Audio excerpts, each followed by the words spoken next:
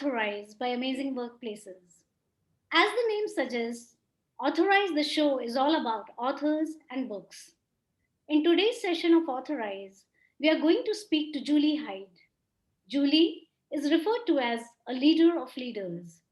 She also happens to be a disruptor and a powerful people enabler who empowers leaders to make big things happen. Julie is the founder of Julie Hyde Consulting. She is a speaker, published author, and podcast host. She sits on a board of advice and is a Telstra Business Women's Awards nominee. Julie believes that leadership is the difference that makes the difference. She's passionate about empowering leaders to not only be influential leaders, but powerful role models who lead with their heart and enable others to shine. This is indeed the type of leadership this decade demands. Julie brings about this transformation through her high demand programs, workshops, and keynotes. Her podcast series, Making It Count, taps into the minds of powerful role models, featuring guests like Giaan Rooney, Dr. Margie Warrell, and Tory Archbold. Julie joins us from Melbourne, Australia, to talk about her first book as an author and why it's titled Busy, and also help us to understand how this book aims at helping leaders move from being busy and boring to being influential and inspirational. So let us talk to Julie and know a little more about her journey and her book, very interestingly titled Busy. Welcome, Julie, to Authorize, the show about authors by amazing workplaces. So, how are you doing, Julie? Yes, I'm great. Thank you, Hector, and thank you so much for having me. It's a pleasure, and thank you so much for accepting our invitation. It's always a pleasure to talk to people from all across the globe. It's really very interesting what technology can do for us. I know, very thankful. Yeah, very true. So, Julie, you have walked in the shoes of both the employees and the leaders, which is to say that you have a deep understanding of leadership starting from the ground up, which is unique in the leadership game. So tell us something about your professional journey as an employee, a leader, as well as an entrepreneur. Okay. Well, I've had a long career so far. It's probably giving away my age, but I started at the beginning. So I had a 21-year corporate career in the finance industry in the same organization, which is quite unusual these days. Yeah. And I started, at the ground, and I worked my way up into senior leadership roles.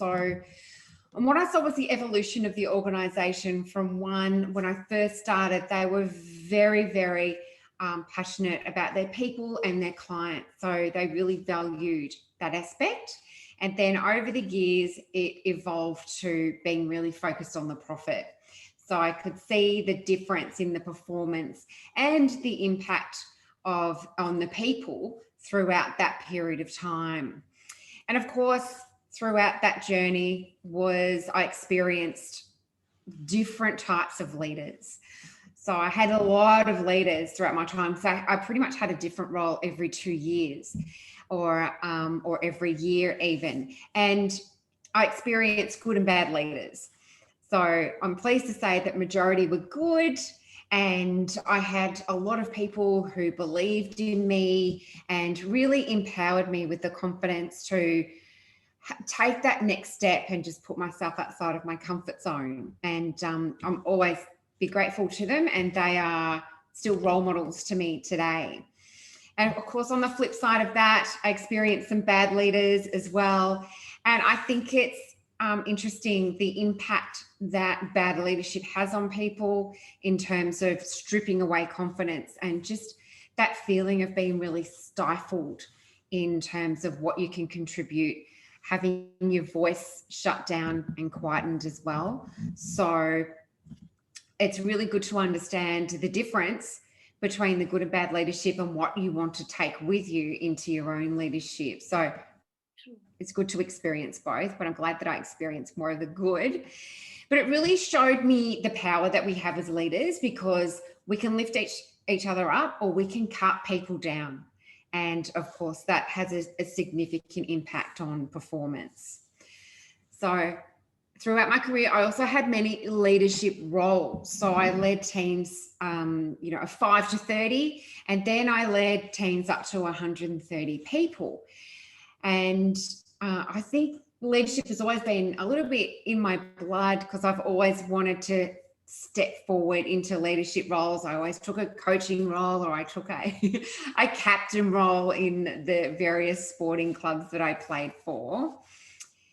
I think that the key point, a turning point in my career and something where it really connected me to my passion was I inherited a very big team, 130 people who were spread geographically across Melbourne, and their performance was really bad. So if you think about the Titanic and it was heading for the iceberg, that's where this ship was going. And I was put at the helm to turn that ship away from the iceberg so it didn't sink. And so what was bad? Everything was bad in terms of results. The culture was really toxic. And we had a lot of people issues that had to be dealt with that hadn't been dealt with for a long time. And I thought, okay, the only way I'm going to be successful is through my people. Like I can't do this alone. I have to get my team on board. And because they were quite fragmented, I really needed to establish a very compelling vision for us to head towards. And then it was about the power of engaging the team in the how. So really getting them involved with setting the strategy. What are we going to do to improve our results? What are we going to do to improve our culture? What are we going to do to establish a set of behaviours that we are going to agree to and live by? And then what are we going to be dancing on the tables to at the end of the year? It's like, what is the thing we're going to celebrate? So it's really getting everyone connected to the why we're doing what we're doing and giving them ownership of where we're going, and enabling them to step up and shine. So my role was to empower them to be the best that they can be. And they absolutely did that. So we steered that ship around to one of the most high performing team within 9 months. So that was a really relatively quick turnaround of a very large ship. So that was my most rewarding and challenging role. And I made a decision to jump out into my own business after 21 years. It was quite a difficult decision, but it was one that I'm really pleased I did now, of course. But I found that transition to be quite difficult. So I'd gone from having people around me constantly. I could call someone to help me with my IT, but now it's like, oh, I have to do this now. And going from a very solid infrastructure that was set up in terms of systems and processes to now I have to do that myself. So it was a big reality shock. But then you get a whole lot of freedom and your whole routine is completely thrown up in the air and you don't think about these things until you actually do it. So I quickly realized that my own self-leadership was key to my success and I had to set up my own success structure now more than ever because it was up to me. So I influenced my results, my reputation, my clients, and now I have a team of people, but it was pretty much up to me.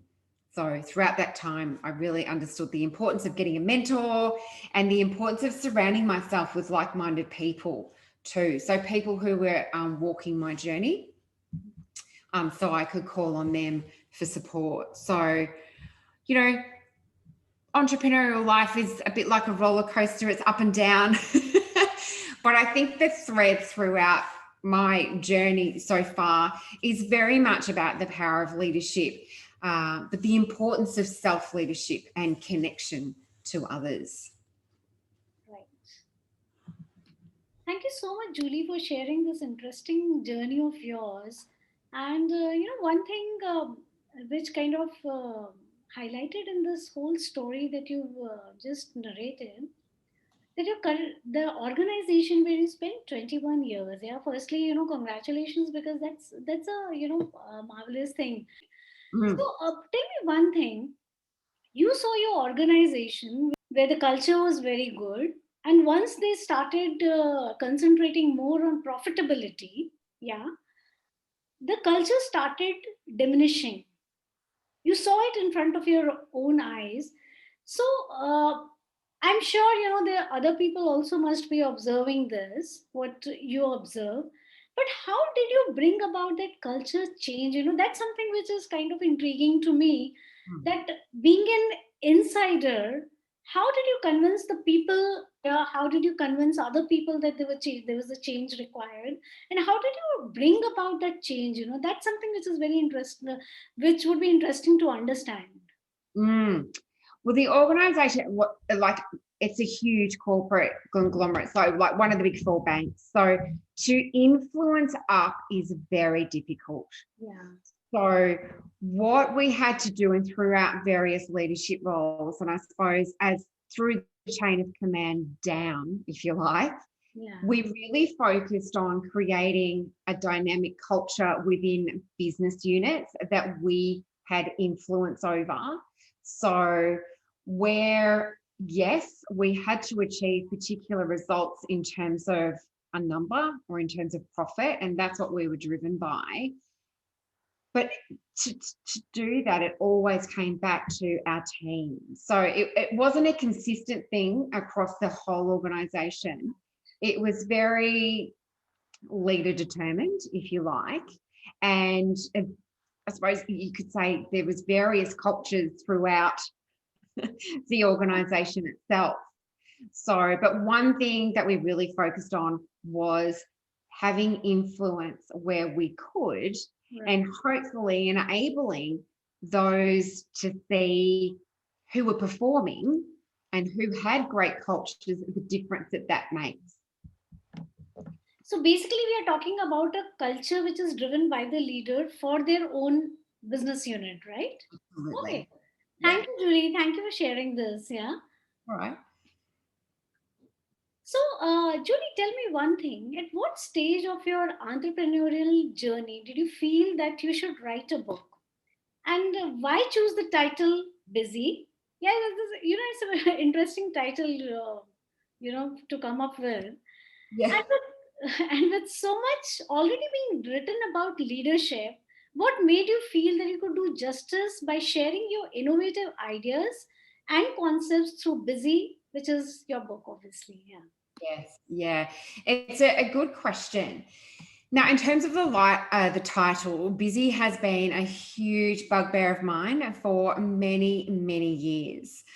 So when I used to go and visit my team, they would tell me how busy they were. And it was like, well, that's great. You're employed to be busy. So let's talk about what you're busy doing.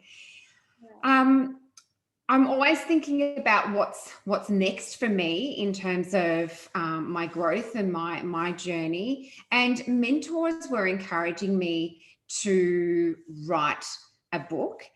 And for a long time, I wasn't ready to write a book. So I didn't think that I had anything valuable to share.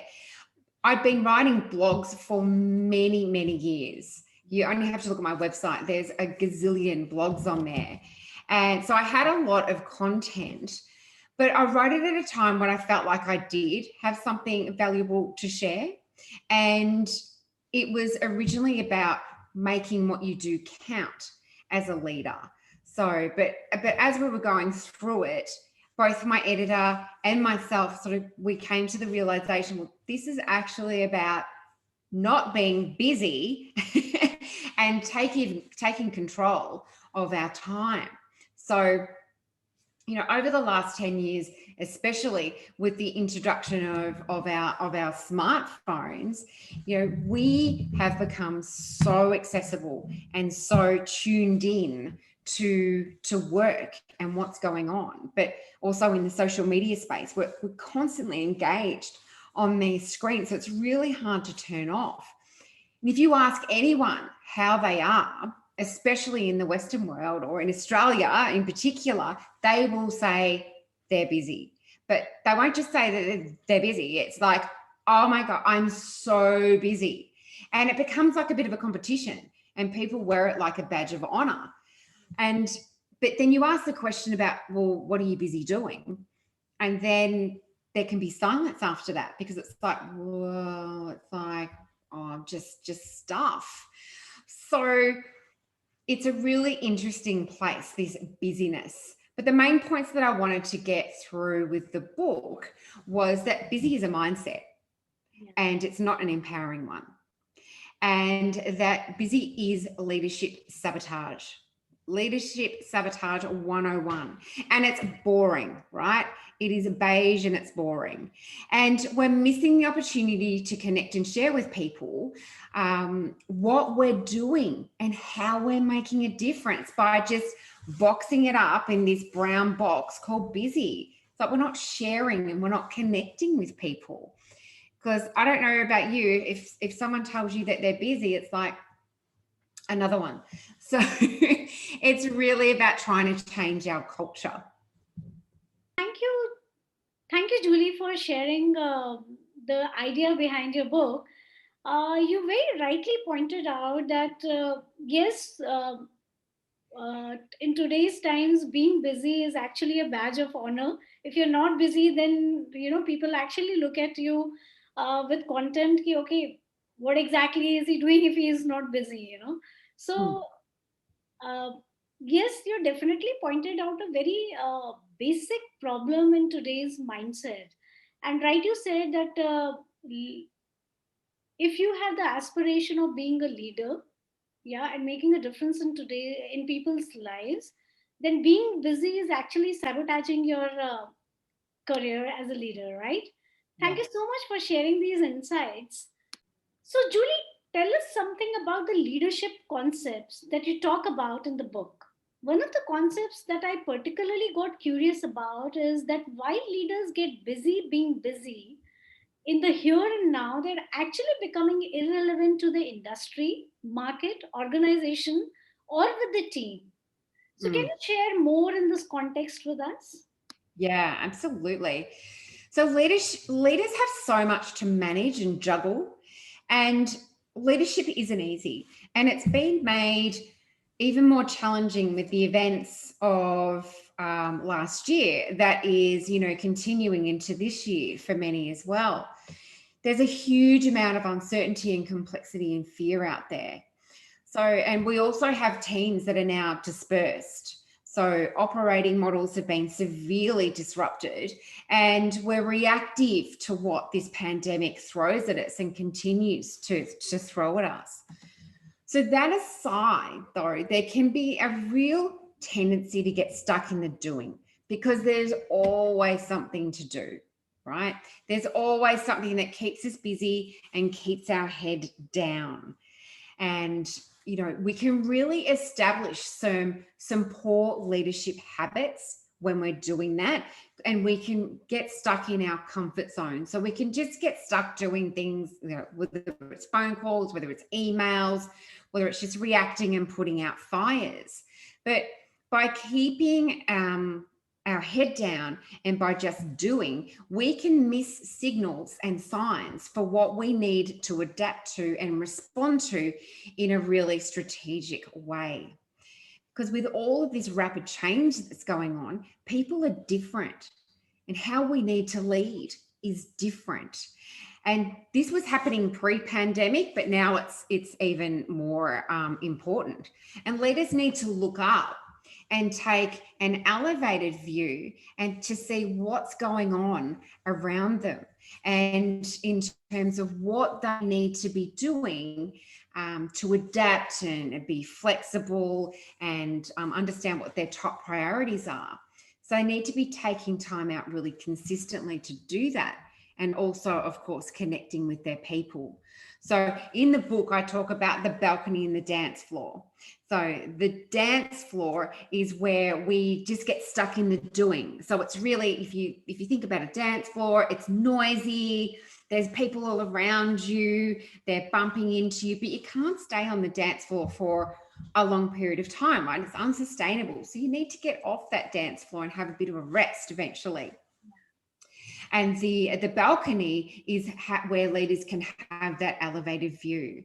So it's really understanding, where are my hotspots? Where are things going well? what do I need to do differently to make sure that I'm getting the results that I want to get, so that we don't come to the end of the year or to your checkpoint, whatever that looks like, and your results, your culture, and your people are not where they need to be. So it's really investing that time to think about leadership, because playing catch up is hard, and we really need to be staying ahead of the game. So leaders need to be proactive rather than reactive to what's happening. So basically, they have to make a conscious effort to move away from, being busy, Yeah. like you mentioned. Yeah. Yeah, pretty much. It's just making sure that they're being busy doing things that are purposeful and meaningful for them, Yeah. because we're always going to be busy. That's not going to change. And if it does, you've got another issue on your hands. So So basically, we are all busy, but what is it that we are actually doing? that's right. So That's the question. that has to be, taken care of. Okay, cool, you are busy, but what exactly are you accomplishing with being Yeah. right? Yeah. Okay, interesting. So, Julie, going forward, what according to you are the most relevant qualities of a leader, and how does one develop and chisel these qualities? Um, yeah. That's a really good question. And I think the response to this question is going to differ for many people. But for me, I think the first quality of a leader is emotional intelligence. So I think that's incredibly important now, particularly in our new world, post-pandemic. Leaders need to lead from the heart as well as their head. So they really need to lead with empathy.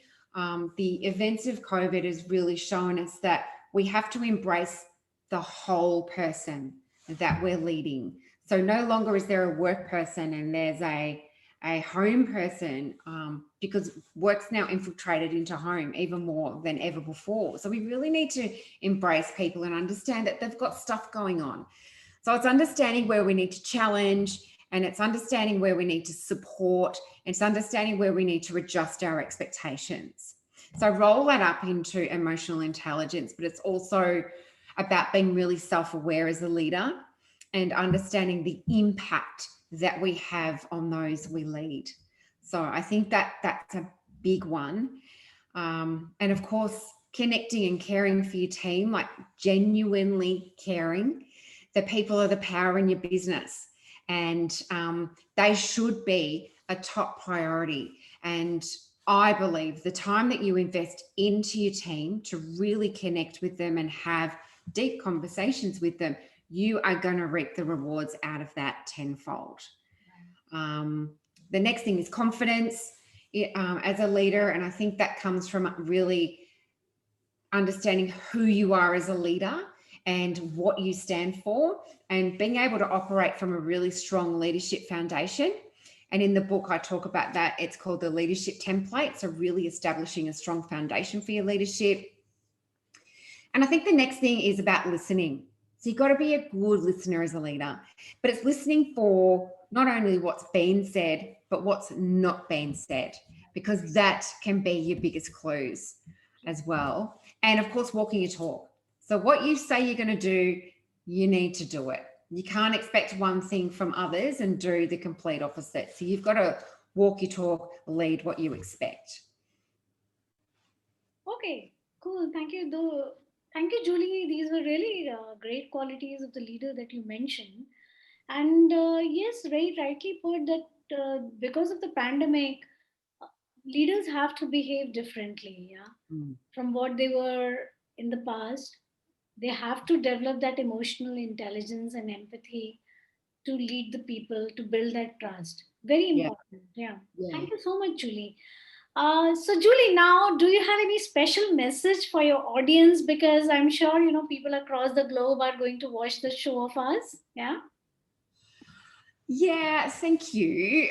Because I think it doesn't matter who you are or what you do, it comes back to how you lead yourself in the first instance. And that's going to have the biggest influence over your results and pretty much over your life.